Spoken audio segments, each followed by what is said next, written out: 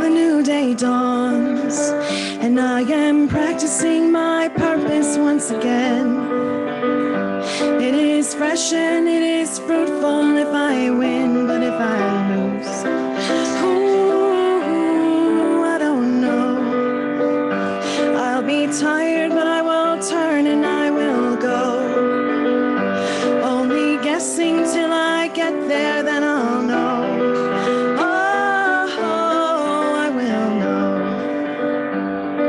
And all the children walking home past the factories can see the light that's shining in my window as I write this song new. And all the cars running fast along the interstate can feel the love that radiates, illuminating what I know is true. All will be well, even after all the promises you've broken to yourself. All will be well. You can ask me how, but only time will tell. The winter's cold, but the snow still lightly settles on the trees. And a mess is still a moment I can seize until I know that all will be well. Even though sometimes this is hard to tell, and the fight is just as frustrating as hell. All will be well. And all the children walking home past the factories can see the light that's shining in my window as I write this song to you. And all the cars running fast along the interstate can feel the love that radiates, illuminating what I know is true. All will be well, even after all the promises you've broken to yourself. All will be well. You can ask me how, but only time will tell. You've got to keep it up and don't give up and chase your dreams, and you will find all in time. And all the children walking home past the factories can see the light that's shining in my window as I write this song to you. And all the cars running fast along the interstate can feel the love that radiates, illuminating what I know is true. All will be well, even after all the promises you've broken to yourself. All will be well. You can ask me how, but only time will tell. All will be well, even after all the promises you've broken to yourself. All will be well. You can ask me how, but only time will tell. You can ask me how, but only time will tell.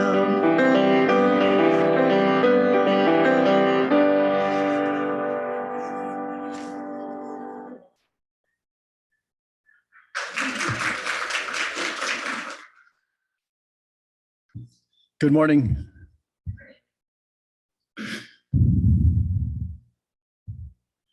When we use poetry, music, art of any sort, we attempt to elevate particular points of the human experience.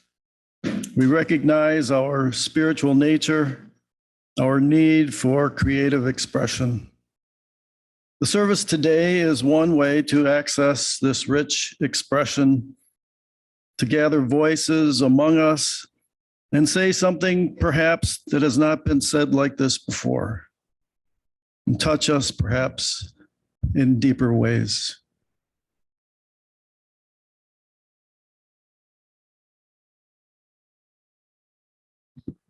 Good morning. Instructions for midwinter surrender. Let the cat climb the window. Let her drag her wet pink nose across the glass in thin white streaks. Let the fox squirrel steal pepitas from the red squirrel. Let the expired Christmas tree decompose on the porch. Let snow, let frigid, let dust make itself seen. Let Isis spread her wings and Ganesha's thick dance. Let God answer the prayers of others. Let others. Let inhale and exhale. Let lungs and liver. Let heart. Let the piano remain unplayed. Let cello, let violin, let guitar in its ancient case. Let hand drum and harp. Let stray cat fur construct another cat in the crevice of the couch. Let the collection of wooden chopsticks. Let books and books and books. Let words weave worlds away. Let manifest dreams. Let childhood innocence, like unborn flowers fantasizing bees, like earthworms sung to sleep by deep mycelium. Let it be easy. These rigid hands, this clamped mouth, let them open as the sky's wind-blown throat before rain. Let the air grow bloated, full as a belly before birthing, a birthday balloon. Let joy, let love with her carnival glass eyes, her confetti eruptions, let loose. Let it free memory, the iridescent sheath, distant and shiny before expiring, becoming the space we breathe in, the space we breathe out.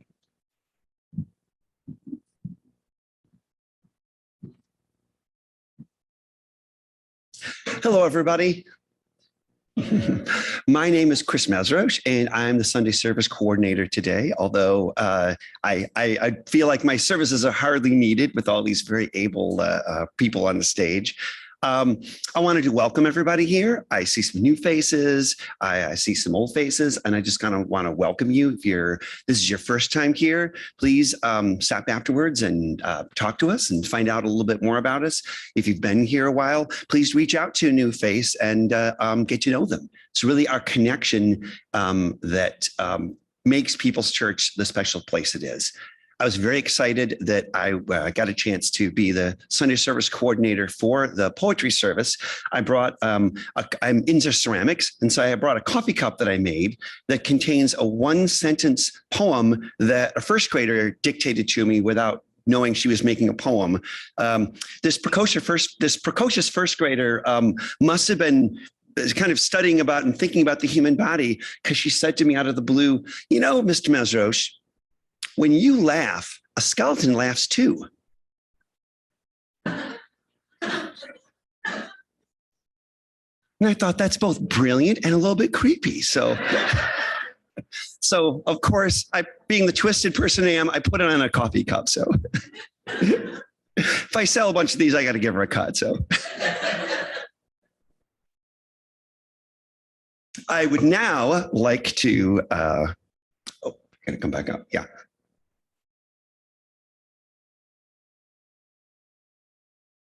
I invite you all to rise in body or spirit to sing our opening song together.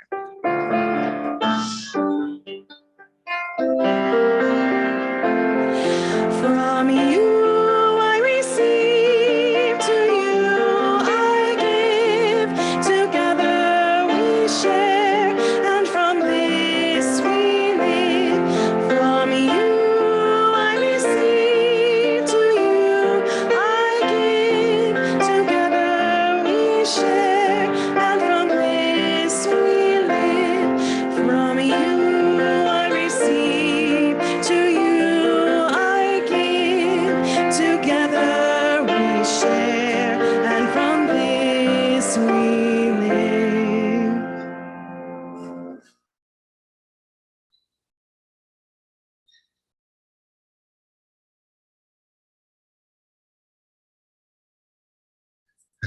Now, I would like to welcome Karen Tinklenberg, who's from the stewardship, who will be giving us an update on what's going on with stewardship. She is in no way going to be talking about the, no, she isn't. Anyway, here's Karen Tinklenberg.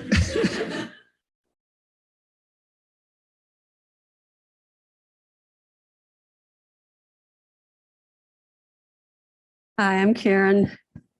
Yeah, I'm not on the stewardship committee, but I am here to talk to you today about why I support People's Church.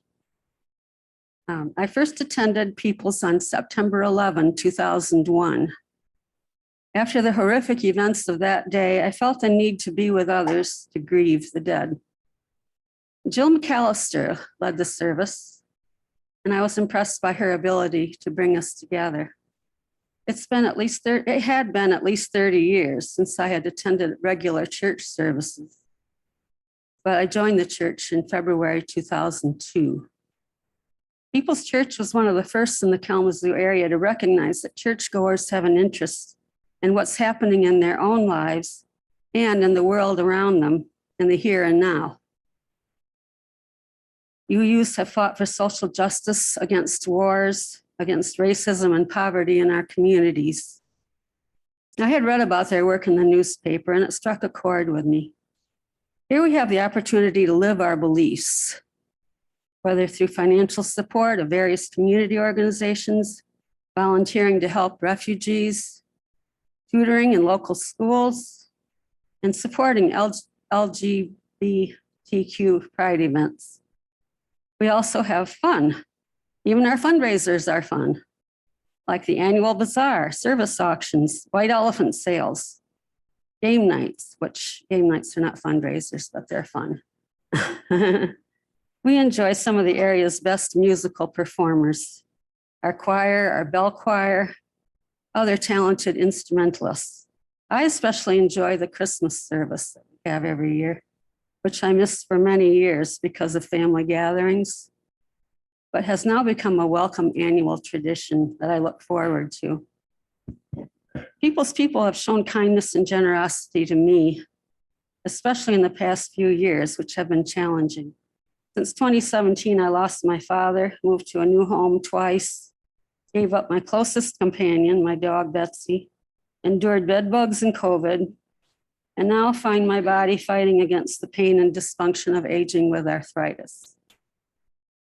Through it all, People's Church has been there for me, sending friendly notes when I was down, food when I was quarantined, and much appreciated help when I moved. I'm so glad to be a part of a loving and giving congregation. So I hope you'll join me in making a pledge to continue support for People's Church. Even if you can't give much, which I completely understand, every dollar counts in bringing in regular income to pay staff and bills and continue the good work of People's Church in the years ahead. Thank you.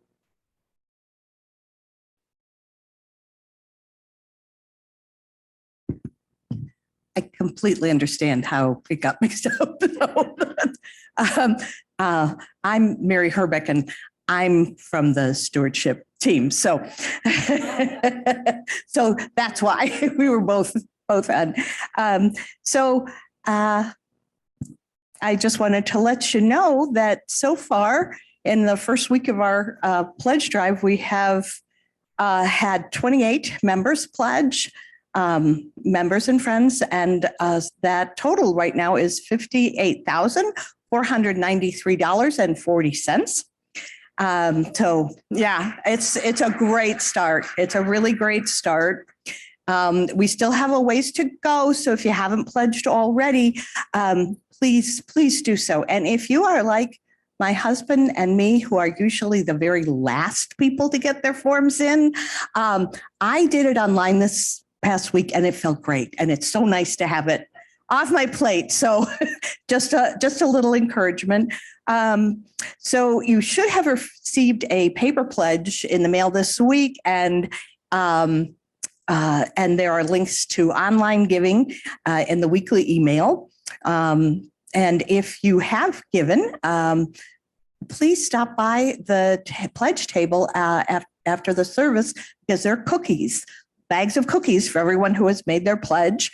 And there are also forms if for some reason you didn't get one and need one. So thank you all very much for helping to move this campaign along.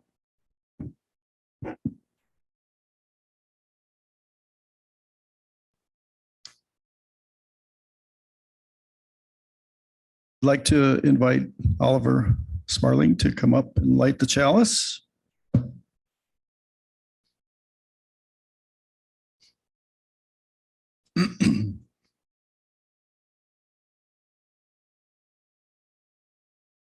A Garden Among the Flames by Ivan Arbi.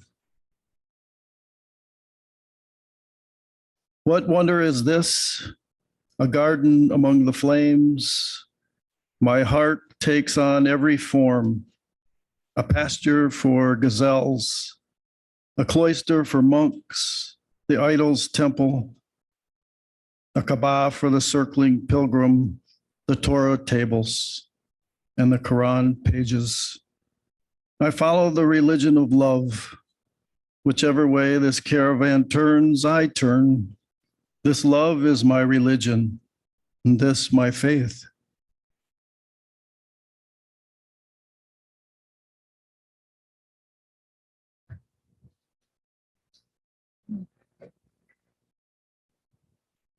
I'd like to invite all the children or anyone who's young at heart to come on forward. And we're going to do our time for all ages. Hey, hi, Mara. All right, so you can see my board. Awesome. Hi, Maggie. Maggie's young at heart. It counts. Hey, hi, good morning. Hi, Cade. Hey, Georgina, welcome. Welcome, everybody. So you may have heard already what our service is about today. What's our service about today? Poems. Yes, poems. And so today I thought that we together would write one. Now, there's lots of different kinds of poems. Sometimes poems rhyme, sometimes they don't. Sometimes poems look like the thing that they're talking about. If you've ever seen a poem that looked like an apple or like a dog that had a bunch of words that sort of made you think about an apple, that's another way to write a poem. But today, the kind of poem that we're going to write is called a cinquain. It has 5 lines and it has different ideas on each line. And I thought, since we were all part of People's Church, we could write a poem about People's Church. So on our first line, I'm going to write here, People's Church. Now, for the second line, we need some adjectives. Does anybody know what adjectives are? What are adjectives? What are adjectives, DeForest? They add to a noun. Yes, they add to a noun. They describe something. So, you know, red is an adjective or big is an adjective. So I want you to think of adjectives that describe People's Church. What are some words that describe People's Church? Yeah, Violet. Helpful. We're going to put our ideas down here. Helpful. What else we got, Grace? Big congregation. Ooh, big congregation. What you got, AJ? Kindness. That's a great one. I'm going to put kind. Any other words that describe People's Church? Vincent, did you have an idea? Big. Big? Yeah, there's a lot of people here today. We all switched our clocks and got here on time. Oh, wow. Anybody else have any ideas for description words? Yeah, DeForest. Giving. Oh, you know what? I'm going to put that one here because the next thing I'm going to ask for is action words, ing words, like the one that DeForest just gave me. So action words, things that People's Church does. Like giving Uh-huh. pledges and money to support the church and help. I love the word supporting. That was a good one that you came up with. Any other ing words that our church does? Yeah, Hazel, what do you think? Give the money to the church. Yes. Yeah. We're going to put needs money here. It's hard to read. Yeah. What do you think, May? Teaching. All right. These are some excellent words here. My next question is, oh, did you have another idea, Kelly? No, okay. Peace? Peace, I love that, peaceful. You have an idea? Tell me your idea. Growing. Growing. Oh, singing. Oh my goodness, we have so many good words for verbs here. All right. Now for our next one, we need some words about how People's Church makes us feel. How does People's Church make us feel? Yeah, Georgina. Peaceful. Good. I think that's a good one to put there. Yeah, May. Happy. What do you think, Grace?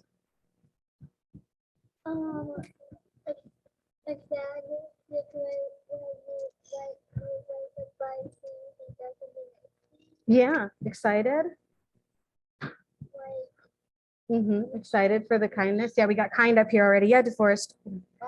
Respected. Respected. Yeah, Liam, what do you got? Sleepy. That time change is killing us. It is. We're doing okay. We'll make it. We'll make it. All right. And then for our last one, this is a tricky one, and we might want to choose one of the words that we've already put up here. For the last word, we need a synonym. A synonym, which means a word that means the same thing as People's Church. And I'm thinking big ideas. So I'm thinking maybe kind, or maybe something like that. Something that our church is in its entirety. Yeah, what do you got?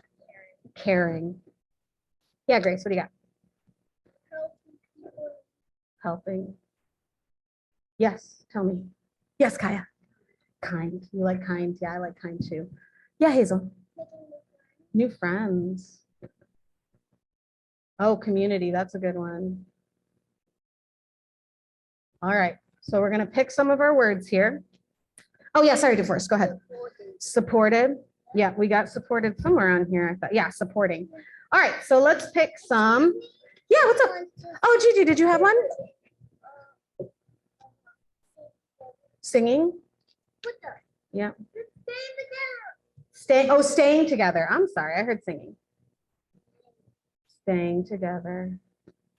All right, so I'm gonna pick some adjectives here. We've got People's Church. Do we want helpful and happy for our descriptive words? How do we feel about that? Yeah, I see helpful down here. Happy. I got two sets of helpful. No, what do you think? Yeah. Oh, we're not doing syllables. You're right. There is a thing about syllables, but we're not going to worry too much about it. All right, we're going to do helpful. Do we want to put kind at the very end? Was that our word for the very end? Yeah, okay, so we're going to put kind at the bottom. So we got that one. Helpful. All right, we need some of our words here. I think caring. Oh, friendly. Friendly. We'll put friendly on our fourth line. Friendly. It's hard to write with this. Friendly, caring, supporting, singing, and giving. Yeah, let's put giving here too. All right, and then our feelings words, we've got friendly and, oh, we forgot peaceful. I think we should put peaceful in here. All right, there's our People's Church poem. Do you want to read it with me? Oh yeah, what's up, Liam? Sleepy, you can be sleepy. You can read it in a sleepy voice. How about that? All right, here we go. Ready? It's hard to read my handwriting, but we're gonna do our best. Ready? People's Church. Helpful, happy, giving, caring, supporting, singing, friendly, peaceful, kind. People's Church. And that's our Sing Crane poem. Thank you for writing a poem with me. Let's head off to our classes.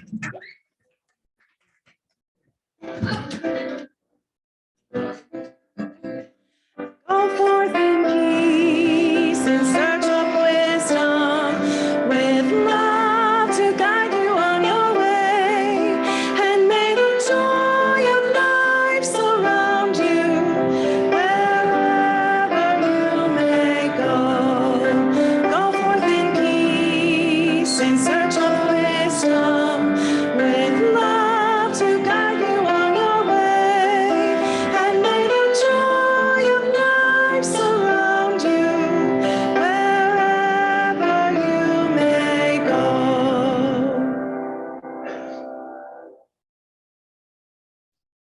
Once a month, People's Church has a collection for special needs in the community.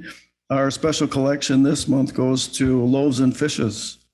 Here to talk about the work of Loaves and Fishes is Greta Faworski, the Associate Director. Did I mess up your name? Okay.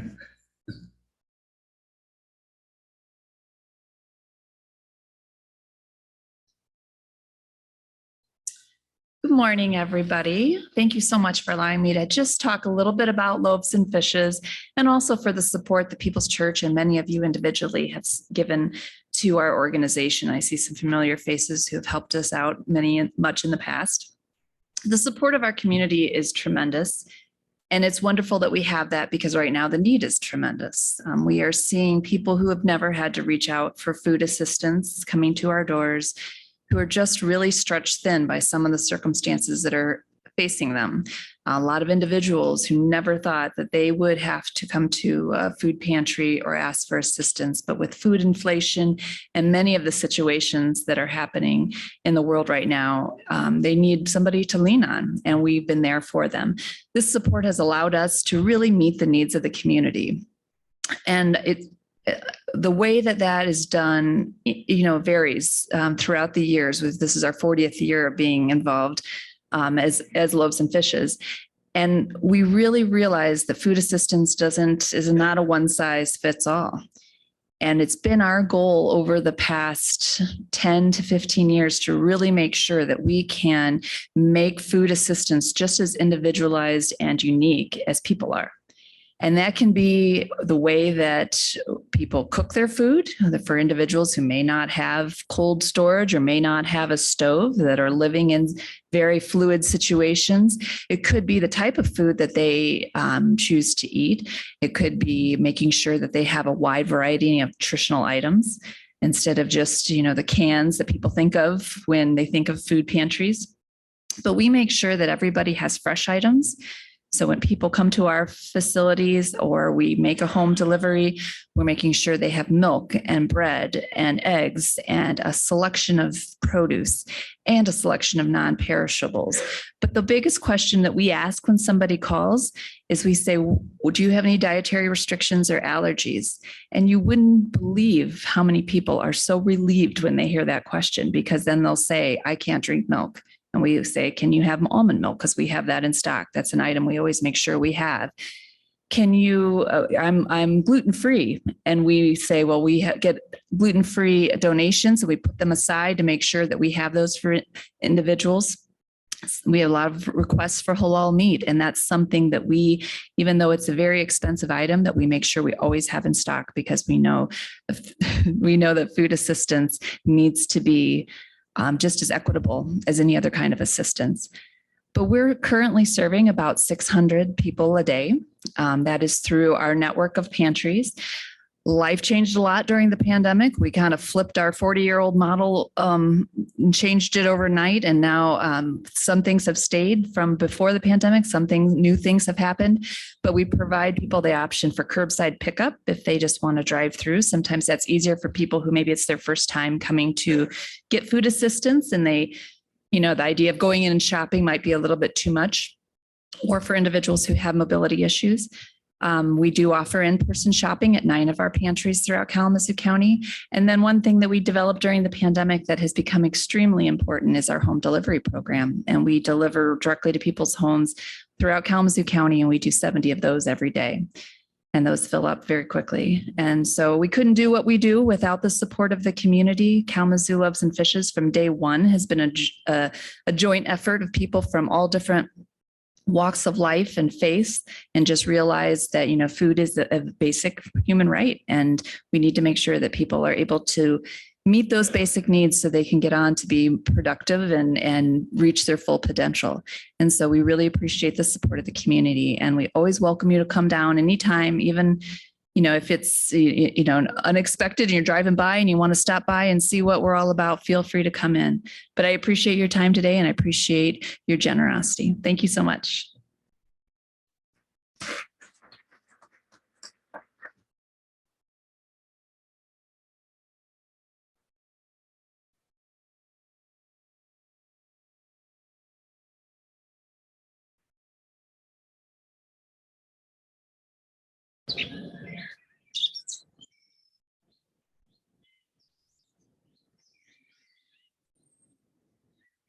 The rain comes back now. After I asked it to, you could not come back now. Even if I asked you to. So, light comes from a time already gone.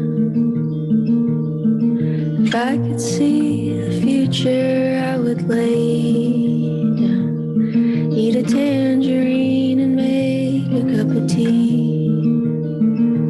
Watch it all happen the same way. Watch it all happen slow. I could have the reasons why, but it wouldn't make anything right. Do you really want to know the thing you spend your life trying to find? Go back to what you love most. There's dark inside the stars, that's where I go. And the spirit realm that calls me in. Whisper water from the shadow gloom.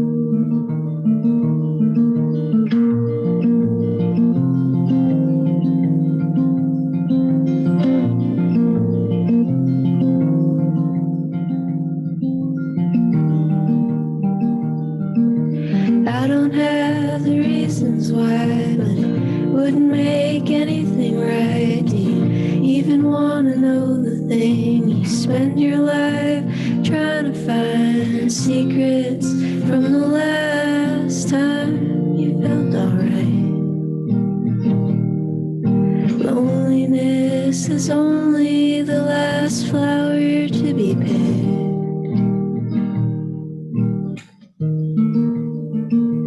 It's the dark part of me now, part that knows what can be felt. It's what our eyes see when we dream beautiful things, where the light comes from. Oh, what a special time. I can't believe it happened at all. Spirit days to make hell of your words inside my head. Oh, today is the only day. How to feel all the earthly things.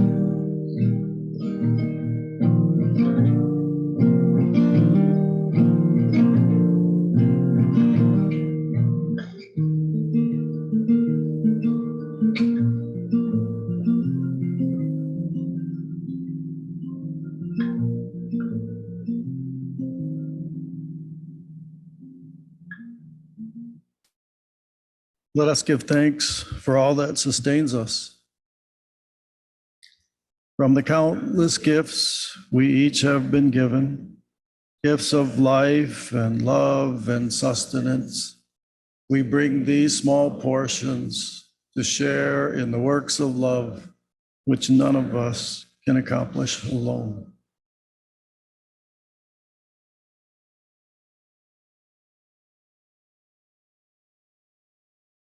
I invite you to join me in song from your seats.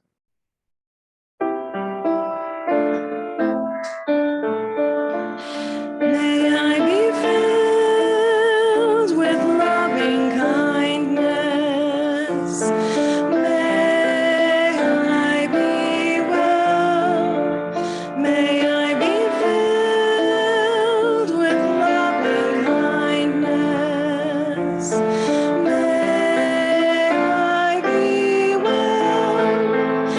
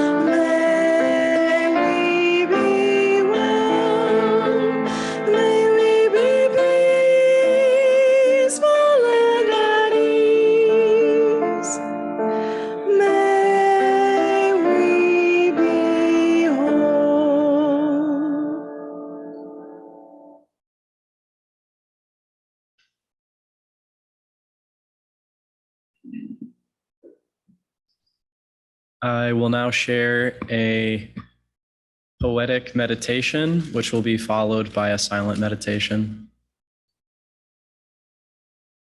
Was I without ears to hear only thoughts, talking, talking, talking? Was I without feet to take any roads which would lead away from oaks? Was I without lungs to breathe air not enriched with earth? With what kind of tongue could I speak so emptily?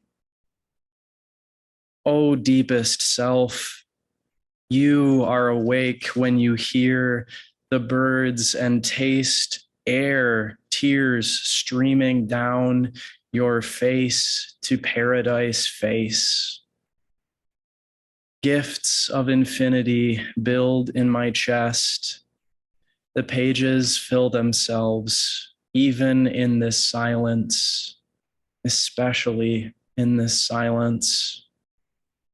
Here comes the ocean, roaring into me silently.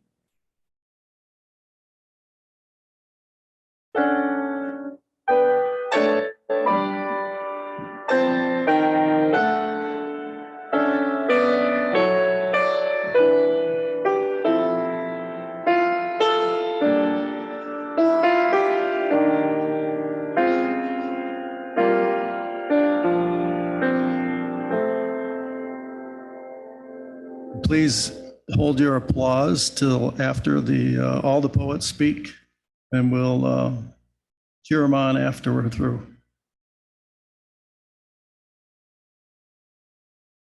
Hi. This is a poem that I wrote for one of my very close friends. Invincibility. Every day I see a friend who's just a little taller. Some people tease her because she's a little broader. When she is alone is the time when they attack. They might take her by surprise, but she will bounce back. Every day something catastrophic could occur, and sometimes I wonder what would it be like being her. School bullies every day will try to break her heart, trying all the time to pull her apart. Every day a battlefield is strewn across our school. Flying words with different colors, there is no ground rule. And all through the battle, she's protecting her friends too. And like a soldier in shining armor, she will push through. Invincible and brave, she stands fearlessly there, living her life without any care. She's been on a very long winning streak. She's an unstoppable force who is never weak. And there she stands through all the pain, through every storm of icy rain. She is beautiful and awesome no matter what they say, and I will fight beside her every single day. Every day I see a friend who's just a little taller. Some people tease her because she's a little broader. But what they don't know is that their insults don't hurt her. She's invincible and strong, and everyone should love her.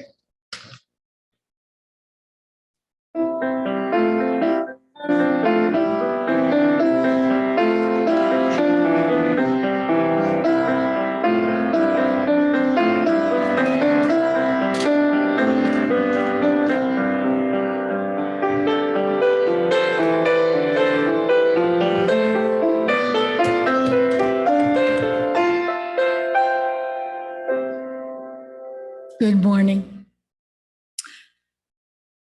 We're reading poems related to heart and whimsy. Seems to me nothing is more embedded in our hearts than home. My collection, Matryoshka Houses, focuses on memories of home and imaginings. Here's a poem that might have been from the imagination of a younger person, I think. It's called Carnival Life. My home is an old Ferris wheel rising high in a prairie sky where I travel steadily but never go anywhere. Sailing backward over the midway brings new perspectives. Returning and returning changes after each swoop. Calliope tune, faces in the ticket line. No control over who boards, pickpocket or priest. The smells of sweat and frying oil permeate the seats. And my fingerprints are thick along the crash bar. When the motor threatens to seize up, the wheel vibrates with tension. I get queasy. The price of tickets balloons, the budget's strained. When the press shows up, I hope it's for Miss Michigan, not another tilt-a-whirl disaster. I dream of unbolting my car at the top, flying free above the barkers, the coin toss games, and the tunnel of love into green and golden fields. Some say you can't go back, though Lula says you really can't leave, and the fortune teller's never wrong. And for a bit of whimsy, here's a poem about a hummingbird. It's called Breakfast Together. You feed from the cup stuck to my window as I count out the exact number of frosted mini wheats that I know will barely see me through morning. I eat slowly, savoring every bite, knowing I'll be finished before my mouth wants to stop. You draw in sweet syrup, shoulders rising, whole body pulling. Calories, your sole religion. You'll move to the side yard feeder, sucking hunched, while I distract myself from food with dust cloth or weeding until lunch, which I suppose is not a word in your lexicon, where there being no gaps between your hungers. So ravenous we are, yet so unalike. Your spouse reads your mind with ease. I'd guess he never mistakes your intention, doesn't question your tone or motive when you leave the nest for more daub or wattle, when you take an extra run to feed. You don't care about current food trends, ennui, tachycardia. You're unabashed by your greed, while I am ashamed. Your heart revs while mine has just reached second gear. You fit out the nest between fuel stops, adorn it with webs, while I sit here to check my phone and plan what's next. You survive cold nights that I could not, fly insanely far on human feet. Yet there's that tendency in common that we've got. It's how we yearn to eat and eat what's sweet.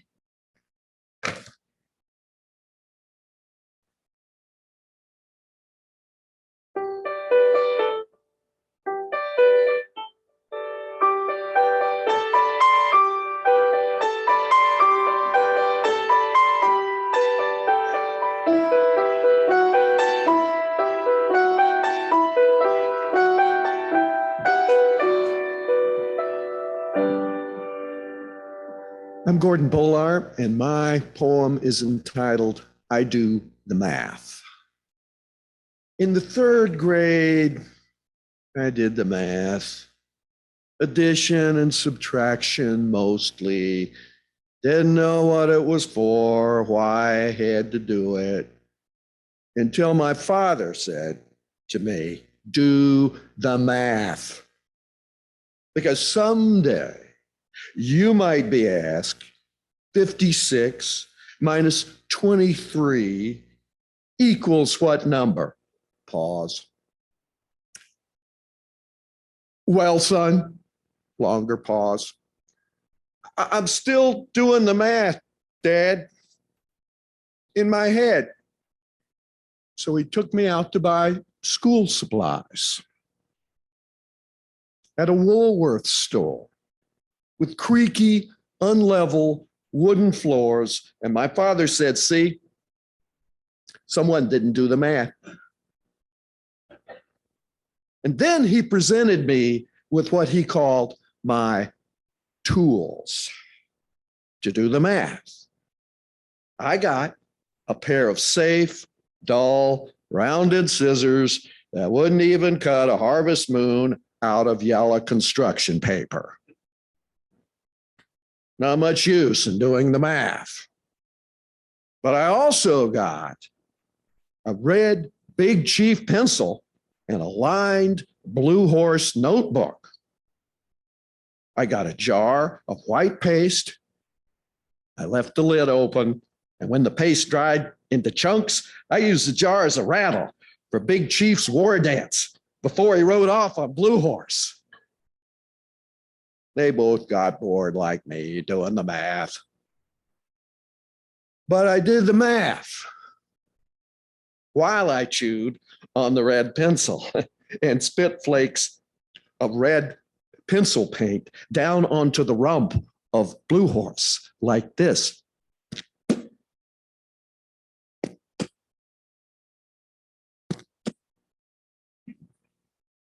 It wasn't pretty, but I did the math. 65 years later, I stand looking at my father's headstone. January 16, 1911, April 1, 2002. And I say out loud, 2002 minus 1911 equals what number? I do the math. And then again, I say out loud, my own birth date, March 9, 1948, dash, question mark. So question mark minus 1948 equals what number?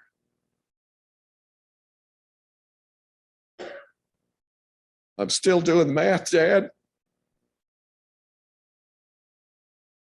In my head. So I still do the math.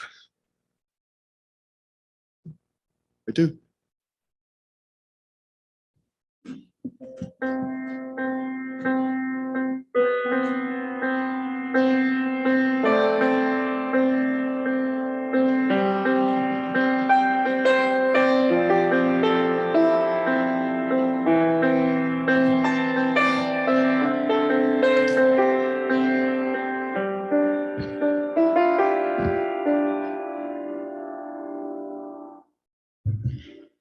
Hi, I'm Donna McClurkin. When this poetry service was announced and the deadline was put out there for when we had to respond if we wanted to share poems or not, I waited until the last minute, and up to that point, before that point, trying to make a decision, I went through this giant binder I have at home of poetry and other things that I've written, and tried to figure out if there was anything in there that I felt was worthy of sharing. And most of it ended up in the recycle bin. But I pulled out 3 poems that were workshopped and written and then shared in workshops, written or hosted rather by a local poet who is no longer with us, Donna Efland. And it was so lovely to see all of her notes on my poems, all of her suggestions. And it felt like sharing that today, and also the fact that as I was going through my poems, looking at her comments, I made some edits, which to me translates to she's still teaching me. And something she said that has always stuck with me during one of our workshops was, every poem is a love poem. I love that so much. So I have two poems from the heart and one that may or may not pass for whimsy in the middle. We'll see. The first poem I'd like to share is untitled. It begins with an epigraph. A Chinese lunar matchmaker god braids an invisible red thread around the ankles of those destined to meet. As the legend goes, the cord may tangle or stretch, but will never break. Suzhou, our guide says, is where the best silk comes from. At the entry to the factory, worms are chewing mulberry leaves. In a shoulder-high tower of bamboo steam baskets, we hear them first and then watch as undulating bodies do their work.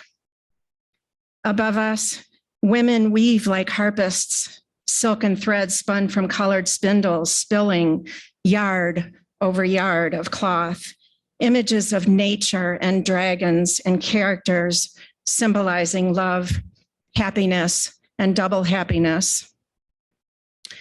What, I wonder, as I hold my infant daughter, the negligible heft of her, is the Chinese character for complete, the verb as in made whole. I want to share legends and teach and learn from her. I want to stand forever holding her here, spindles whirling and weaving double happiness around us into cocoon.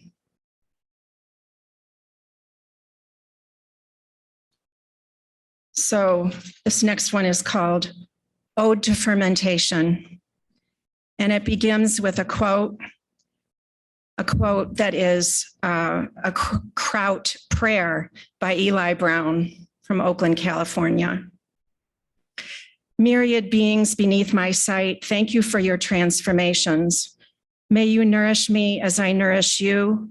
May you thrive in me as I thrive on earth.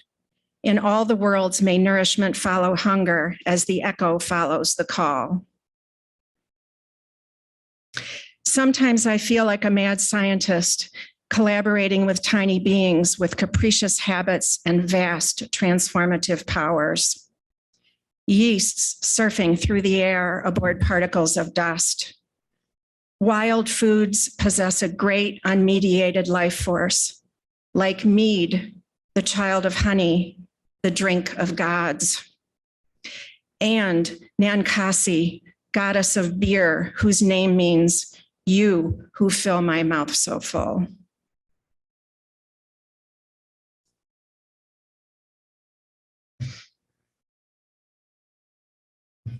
A cappella.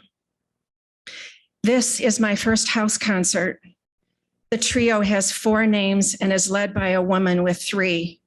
I do not remember any of them. She has taut brown skin and a fiddle. Her caftan is the color of sand. Last set, she puts down her fiddle. The guitar is silent. The drums are silent. She says, think about the person you love more than anything else in the world. I think of you. Just make sound, she says. Let the words go. At first, we are tentative. Slowly, ohs and ahs and uhs rise. I hold my notes, which I cannot hear, but know by vibration, rise and fall as long as I can. And by watching others, I see I am to change the shape of my mouth as the sounds are released, and I do. We rise up, high ribboning voices, fusing you into all that I am in this moment, every riven thing restored. Hold breath, hold sound, hold breath and sound and song for you, for as long as I can.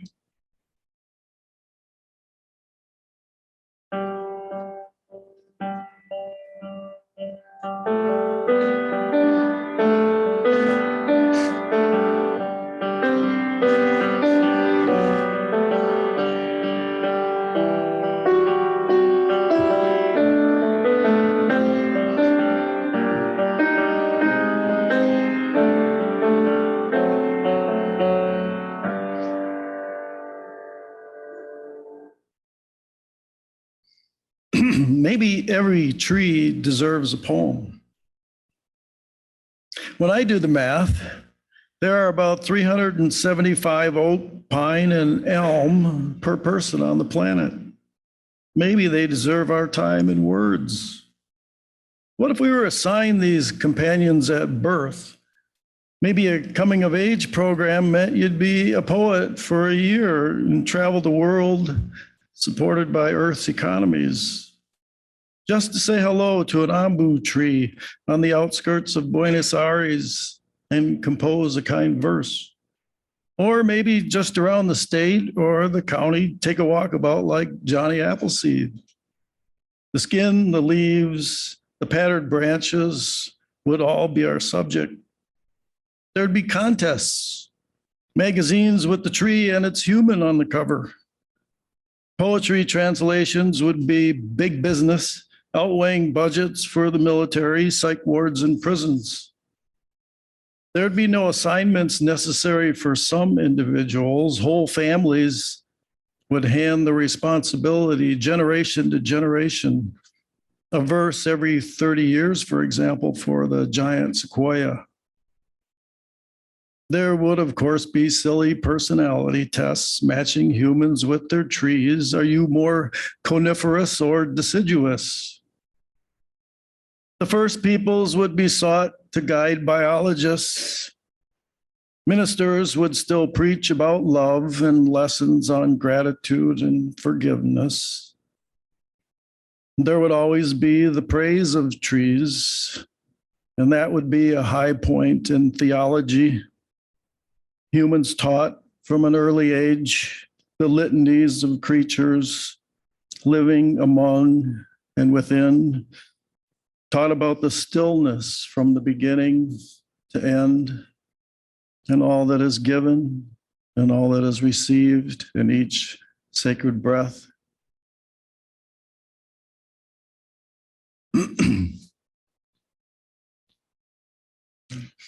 This is for Wendy. It's called Marry My Forever. That kiss on the island in front of the world, how could I know that it contained eternal properties? More than us or any other romance, it sent out roots across the land. It whispered songs and poems to family and friends, wove us in and around one another's stories, fitting together so fine.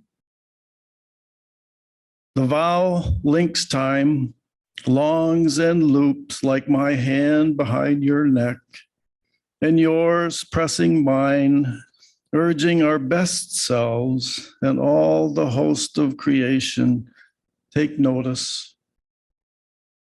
Children were born from it, lives infused, propped up, restored from it. Is there any loss when our bodies separate and fall? How could I know? How could I know that one day I'd stand on the edge of this small life and bear witness to such a larger love?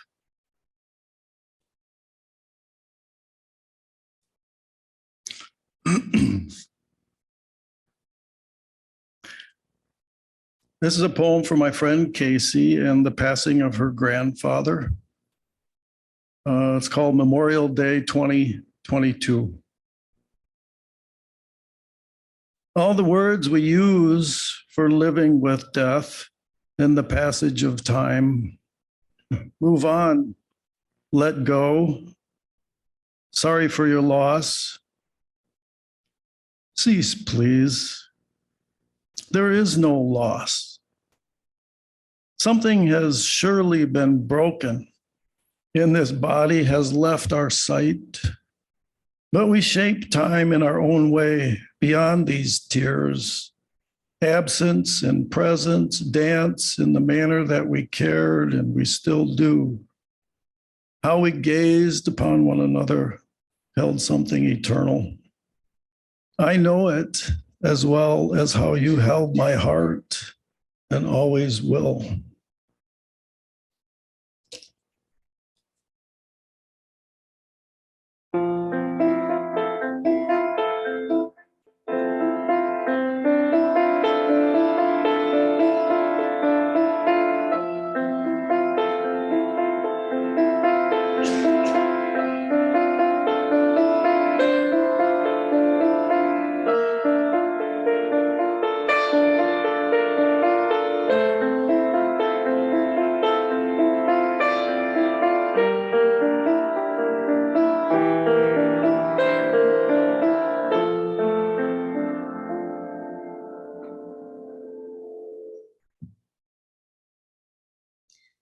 Buddha visits upstate New York.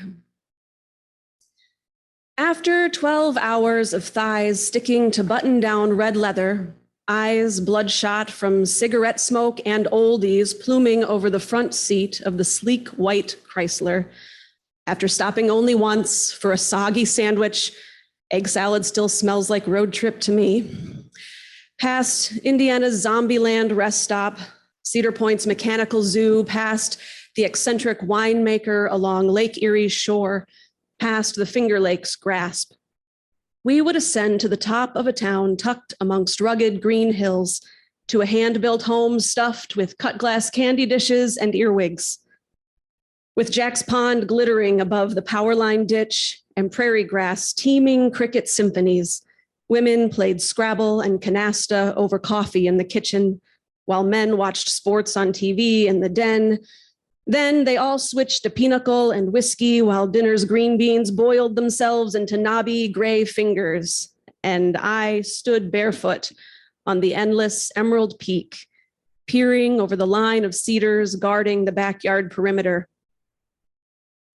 My entire body filled with light, went clear as a cloudless sky, and I floated away. A balloon someone had filled and forgotten to hold.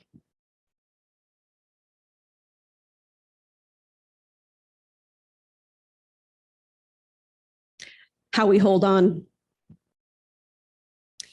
If my hands were birds, I would cease to believe in cages, fear the sting of clipped wings. If your voice were a siren song, I would cease to imagine free will, surrender at the feet of fate. I come from people who shunned God while claiming the moral majority.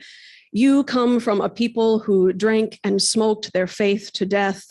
We come from people who break bones of birds to make wishes, cast like fountain pennies into the void.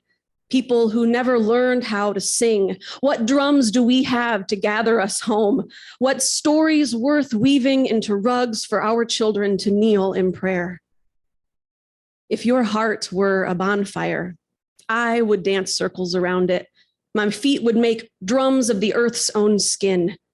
If my breath were wind, I would lift the glowing embers of all your desire to heaven, for angels to gather rather than toss away. If our love were water, it would wash shame clean, and children would never again need to pray. If your voice were a siren song, I would follow it over the cliffs of knowing. If my hands were birds, I would set them free, and I would see if they ever came back.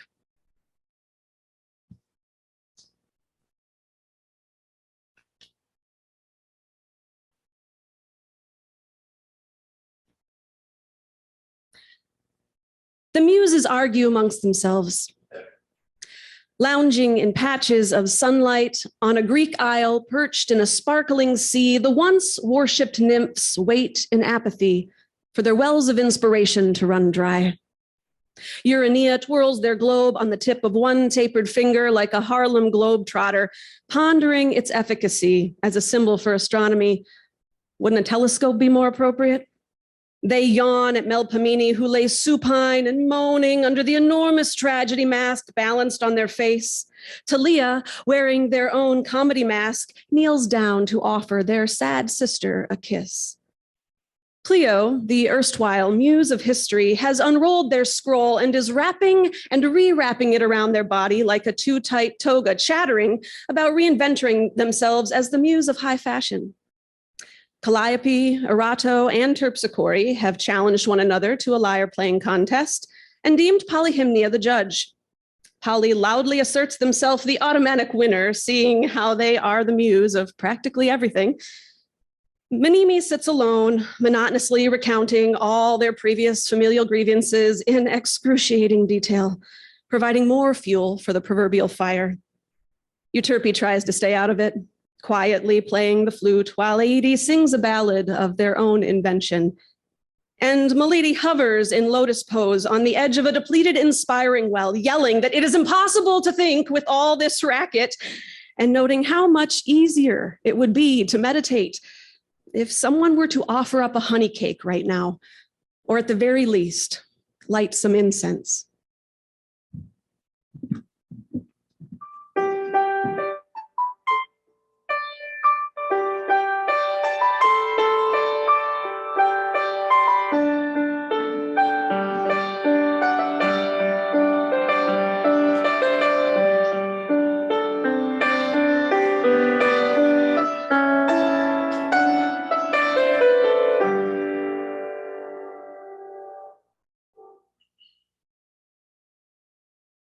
Vivian's first camera.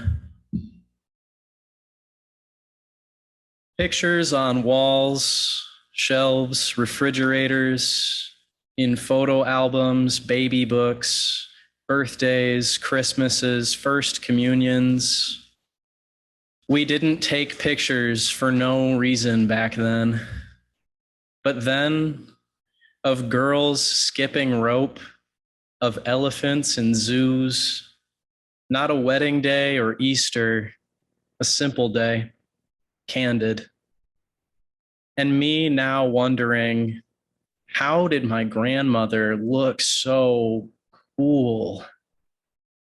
Me now wondering what it felt like to pick beans to pay for a prom dress, to sell eggs from a little red wagon, to know another life in another time, and now to know this one, having lived all of that, to see your kids, having kids, to watch your friends around you, your husband leave, to be surrounded by those who love you, to so often be so alone, to have given so much, to still have so much to give.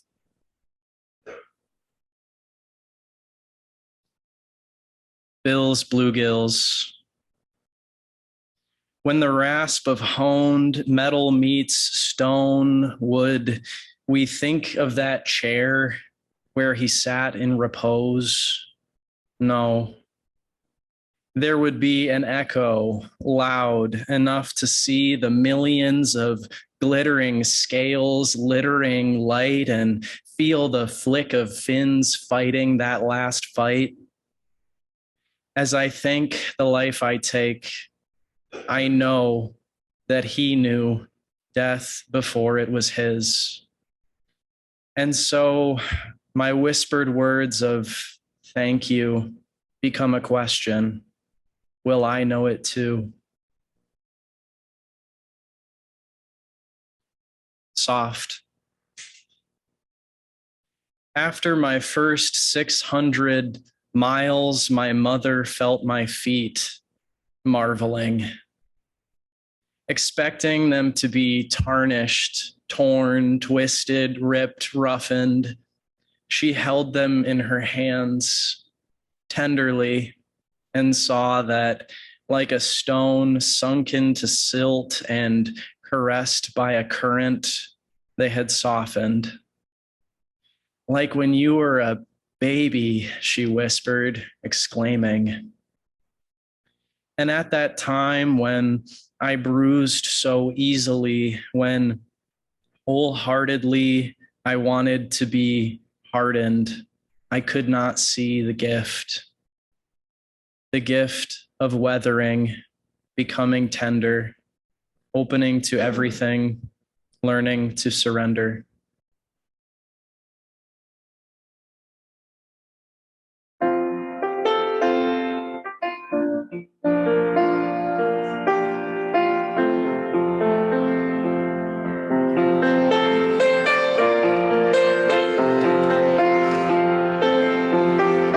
I invite you all to rise and body your spirit to sing our closing song together.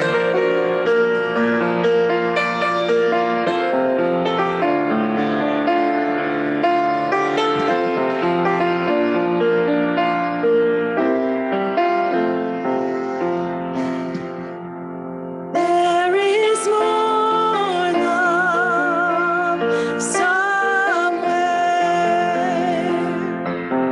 There is more love somewhere. I'm gonna keep on till I find it. There is more love somewhere. There is more hope somewhere. There is more hope somewhere. I'm gonna keep on till I find it. There is more hope somewhere. There is more peace somewhere. There is more peace somewhere. I'm gonna keep on till I find it. There is more peace somewhere.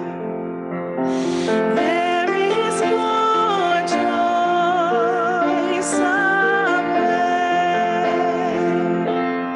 There is more joy somewhere. I'm gonna keep on till I find it. There is more joy somewhere.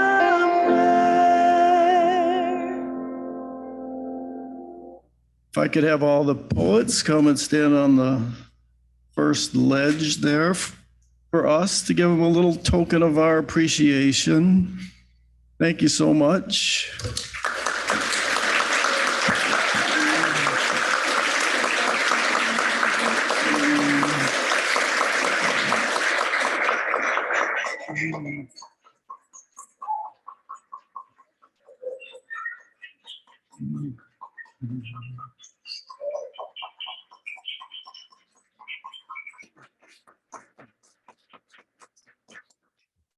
We are most fortunate to hold one another in our care and our love.